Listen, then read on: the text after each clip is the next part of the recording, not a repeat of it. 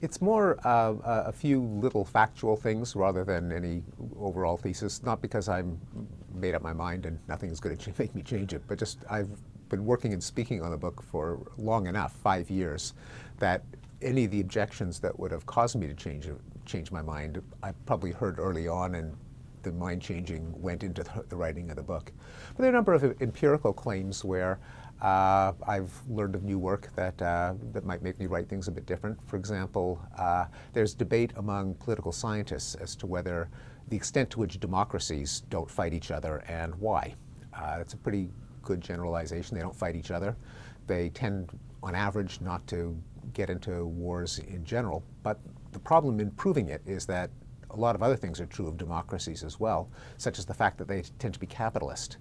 And what we used to think was the democratic piece, I noted in the book, now some scholars are thinking is the capitalist piece. An example would be People's Republic of China, which is by no means democratic, is heavily capitalist, and since it's become capitalist, it has not made trouble on the international scene. China hasn't been involved in a war since 1987, shortly after the time that they turned capitalist.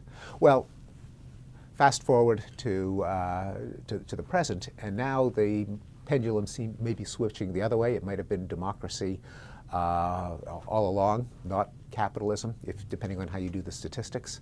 And it might even be not so much democracy per se, but some systematic procedure whereby you can get rid of leaders you don't like.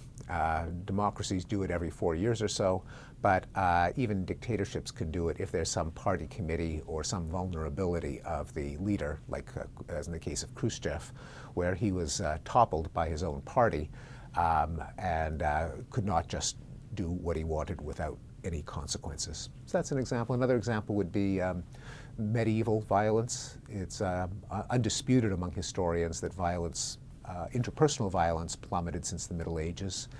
One of the claims that I made was that as people moved to cities, cities were less violent than the countryside. It turns out that may not be exactly right. It might be that countries with growing cities were less violent than countries without them, but within each country, the city was more violent than the countryside. So I would have written that a bit differently. So a number of particular empirical claims like that where new literature comes in, and if you're a reasonable person, you change your mind.